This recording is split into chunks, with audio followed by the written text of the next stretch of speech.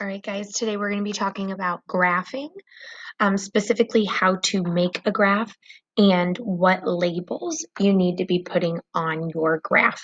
So if you look here, I have the basic setup of our graph. I'm going to be graphing the amount of rain during the months or during certain months, actually, in this case. My independent variable on this graph is months. My dependent variable is amount of rain. And notice I do put what I'm measuring that in. So my x-axis is my independent variable. My y-axis is my dependent variable. The information I'm using today is from this table. So I'm going to look at this table and I'm going to see that my smallest amount of rain is 1 inch. My largest amount is 9. So from there, I've determined that I'm going to go up by ones on my scale to spread out my information. I'm going to skip 4 boxes per number. So I'm going to put 3 here, so on and so forth. So I'm going to go ahead and do that real quick.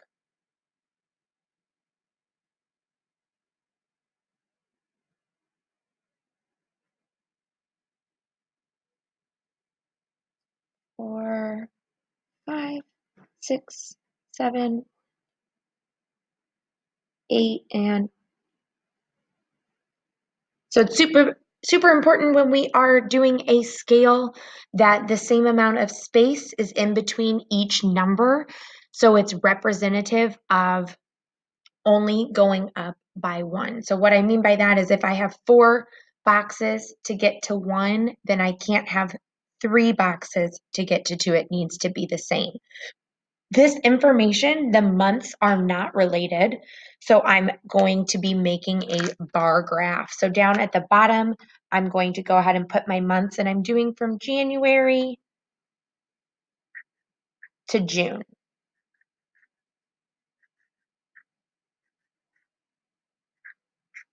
So notice it is pretty spread out, and then I would go in and insert my information.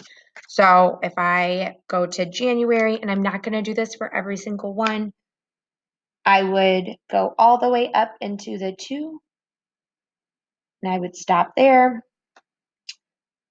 February goes to 4. Stop there. There are some variations we can do for this. Some things I like to do.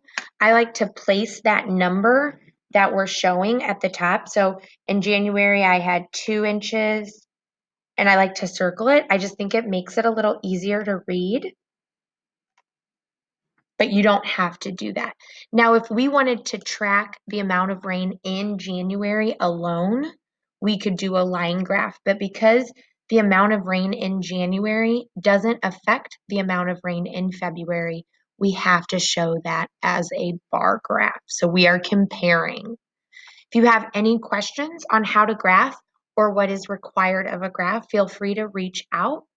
I'm always available to help.